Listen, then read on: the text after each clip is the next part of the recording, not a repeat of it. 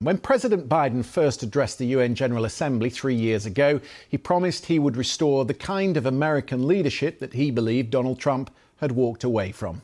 This morning, in what many had billed as his legacy speech to the UN General Assembly, he ticked through a list of world crises and what it was that the United States is doing, he said, to address them. Full-scale war is not in anyone's interest. Even if the situation has escalated, a diplomatic solution is still possible. In fact, it remains the only path to lasting security to allow the residents from both countries to return to their homes and the border safely. And that's what we're working tirelessly to achieve. But the truth is, there are big questions over America's leadership and in particular the role this administration has played both in Ukraine and the Middle East. Biden's strategy has hinged on securing a ceasefire between Israel and Hamas in Gaza. The chances of a hostage deal look dimmer than at any time since the summer. Indeed, the UN Secretary-General thinks the risk of a regional war has never been greater. Gaza is a non-stop nightmare that threatens to take the entire region with it. Look no further than Lebanon. We should all be alarmed by the escalation. Lebanon is at the brink. The people of Lebanon, the people of Israel, and the people of the world cannot afford Lebanon to become another Gaza. And yet, despite the deep concerns there are on all sides when it comes to this wider offensive in Lebanon, the White House says in private there is little they can do to convince Israel to change course. It would seem, at least for now, that US diplomacy has its limits. Let's go to New York, speak to our colleague Sumi Somaskanda, who has been speaking today to the US ambassador to the UN, Robert Wood. Sumi, what did he make about these questions of American leadership? Robert Wood, as you mentioned there, Christian, is the alternate representative to the UN here. And we spoke to him a bit about these limits of diplomacy that you just referred to. Look, coming into this general debate today here at the United Nations, we heard the U.S. delegation and the State Department as well, officials there saying that the U.S. wanted to present concrete plans for how to defuse the situation that is currently happening in Lebanon. And indeed, that is what we heard from that clip from President Biden as well. He said a diplomatic solution is the only way forward. Now, the U.S. has been clear that it believes a ceasefire agreement and hostage release deal would be one way to actually lower the temperature in Lebanon as well. But we put all of that to Robert Wood and we asked him about what those concrete plans are that they meant to present here to all parties to try to bring some sort of off-ramp into the picture. This is what he told us. I can't give you a sense right now of what those plans are, but we are working around the clock to try to make sure that this situation de-escalates. It's a very, very dangerous situation right now. And what we think and what is most important here is to try to get a diplomatic solution to this so that Israelis and Lebanese on the border can go to their homes safely and security. So that is where our primary emphasis is right now. And we'll be having conversations with partners and other nations to talk about how we can best move this from this cycle of violence to at least some calm so that we can try to move forward on our broader objectives, which is to stabilize the region.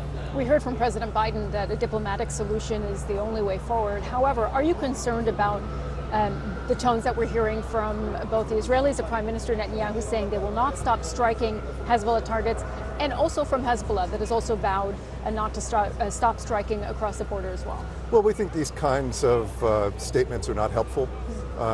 It's in the best interest of the whole entire region for there not to be a war. So no one has an interest in trying to take this to a different level right now. So again, we want to have the international community focused on trying to reduce tensions, and while we're trying to work on this diplomatic solution, and that's where the focus has to be right now.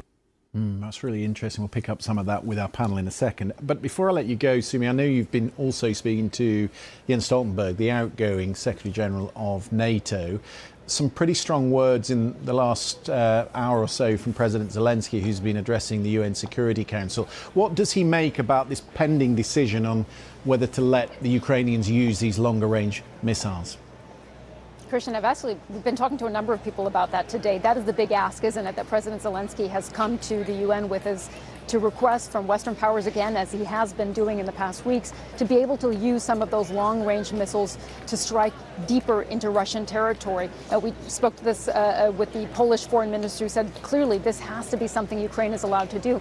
Jens Stoltenberg was pretty clear on his position as well, that he wants to see Ukraine be able to use these weapons because he believes it's the only way to be able to deter Russia and provide some sort of path to peace. So we have a clip of what he told us a little bit earlier.